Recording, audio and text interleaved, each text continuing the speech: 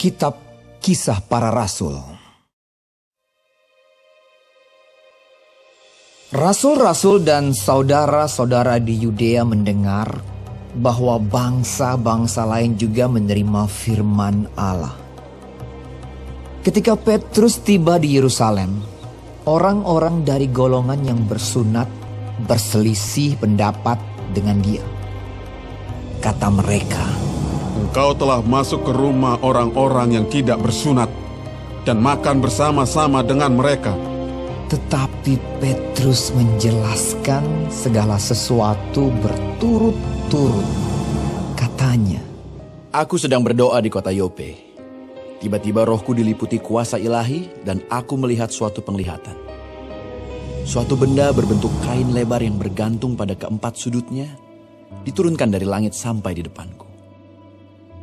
Aku menatapnya, dan di dalamnya aku lihat segala jenis binatang berkaki empat, dan binatang liar, dan binatang menjalar dan burung-burung. Lalu aku mendengar suara berkata kepada aku, 'Bangunlah, hai Petrus, sembelihlah dan makanlah.' Tetapi aku berkata, 'Tidak, Tuhan, tidak, sebab belum pernah sesuatu yang haram dan yang tidak tahir masuk ke dalam mulutku.' Akan tetapi untuk kedua kalinya suara dari sorga berkata kepadaku, 'Apa yang dinyatakan halal oleh Allah, tidak boleh engkau nyatakan haram.' Hal itu terjadi sampai 3 kali, lalu semuanya ditarik kembali ke langit.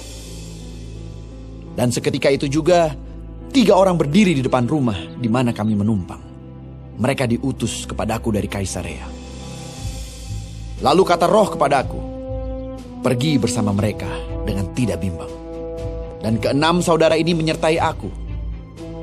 Kami masuk ke dalam rumah orang itu, dan ia menceritakan kepada kami bagaimana ia melihat seorang malaikat berdiri di dalam rumahnya dan berkata kepadanya, 'Suruhlah orang ke Yope untuk menjemput Simon yang disebut Petrus.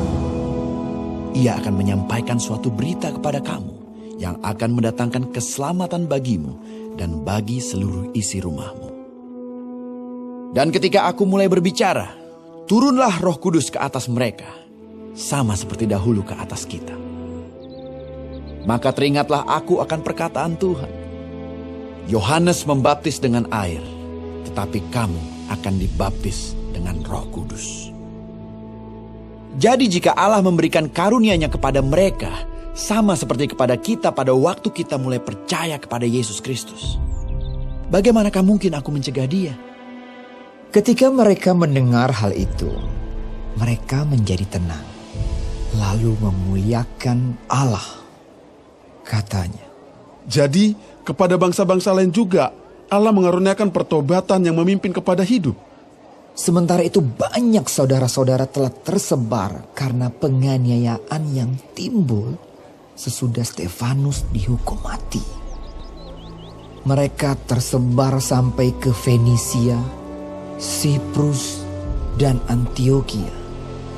Namun mereka memberitakan Injil kepada orang Yahudi saja.